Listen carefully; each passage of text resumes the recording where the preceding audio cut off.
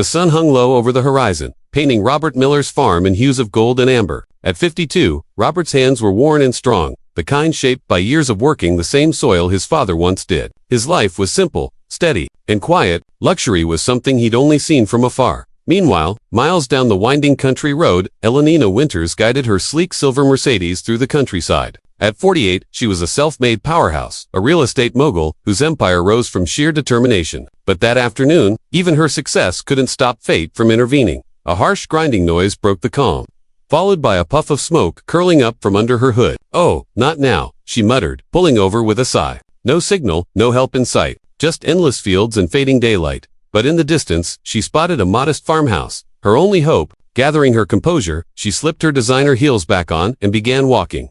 When Robert opened the door, he found a woman in a crisp navy suit standing on his porch, elegant, composed, and completely out of place. "Sorry to bother you," she said. "My car broke down the road. May I use your phone?" "Of course, ma'am," Robert replied kindly. "Reception's patchy, but you're welcome to try." Inside, Elenina noticed the home's simplicity, clean, well-kept, but humble. When her calls failed and she realized the tow truck wouldn't come until morning, Robert quietly set a mug of steaming coffee in front of her. "Looks like you'll be stuck here a while," he said with a gentle smile. "I can drive you to the town motel if you'd like." She hesitated, then smiled. "You've already been so kind, but before we go, may I see your farm? I've never really experienced country life." Robert chuckled softly, but agreed. Together, they stepped into the cool evening light. He showed her the fields, the old barn his grandfather had built, and the quiet pride of a life rooted in hard work. When he slid open the barn door, the fading sunlight spilled in, revealing something extraordinary. Inside stood rows of beautifully hand-carved wooden furniture, tables, chairs, cabinets, each one crafted with stunning detail. Elenina's eyes widened. "Did you make these?" she asked in awe. Robert hesitated, embarrassed. "Just a hobby," he murmured.